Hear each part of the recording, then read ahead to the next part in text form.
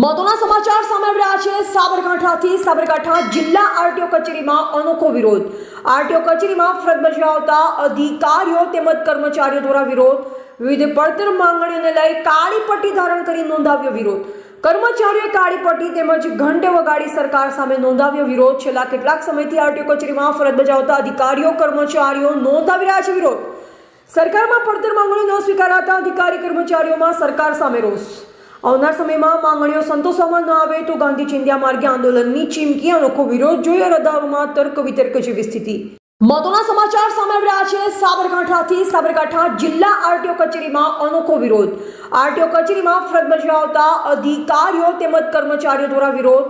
વિવિધ પડતર માંગણીઓને લઈ કાળી પટ્ટી ધારણ કરી નોંધાવ્યો વિરોધ। કર્મચારીઓએ કાળી પટ્ટી તેમજ ઘંટે વગાડી સરકાર સામે નોંધાવ્યો વિરોધ। છેલ્લા કેટલાક સમયથી આરટીઓ કચેરીમાં ફરજ બજાવતા અધિકારીઓ કર્મચારીઓ નોંધાવી રહ્યા છે વિરોધ। સરકારમાં પડતર માંગણીઓ ન સ્વીકારાતા અધિકારી કર્મચારીઓમાં સરકાર સામે રોષ।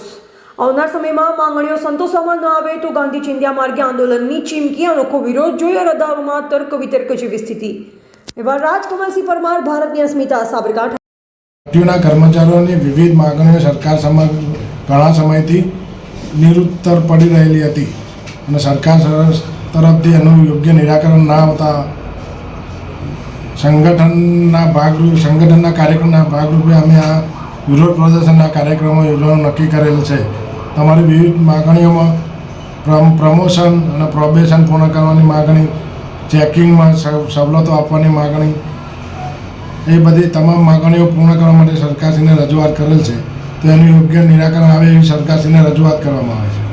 યોગ્ય નિરાકરણ નહીં આવે તો આગામી સમયમાં આપ શું કરશો? યોગ્ય નિરાકરણ ના આવે તો યુનિયન થકી આપવામાં આવેલા કાર્યક્રમો મુજબ આગામી સમયમાં કામથી અળગા રહેવાનું, લોગિન નહીં કરવાનું અને માર્ચ ઉપર જવાનું કાર્યક્રમ રાખેલ છે।